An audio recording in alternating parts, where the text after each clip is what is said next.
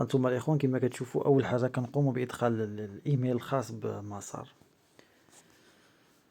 كما العادة، مورا كنقوموا بإدخال الكود مسار الخاص بنا، واللي مبقاش عاقل عليه ولا مبقاش مسجل عنده في الهاتف ديالو ولا في الحاسوب يقدر يطلبها من المدير أنه يدير له تحيين.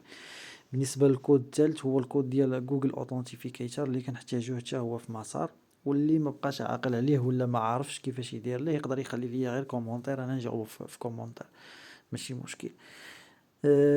بالنسبة لهاد المرحلة اللي حنا فيها دابا، بالنسبة للحركة الانتقالية الوطنية فراها متاحة للجميع، بإمكان أي واحد أنه يشارك فيها اللي مستوفي الشروط ديال عامين الأقدمية في مؤسسة. بالنسبة للحركة الانتقالية الجهوية ولا المحلية فمازال ما لقاتش الوزارة أن الأطر التدريس يقدروا يتأونجاجاو فيها، على حساب دابا حاليا كاين غير الحركة الانتقالية الوطنية، يعني حتى تسالي هادي عاد عاوتاني غادي تفتح الوزارة الحركة الانتقالية الجهوية وموراها المحلية، يعني ماشي بحال السنوات اللي فاتو كانت كاينة حركة وحدة كتعمر وصافي، لا دابا ولا مقسمة على 3 ديال المراحل، وهادشي اللي كاين بكل بساطة.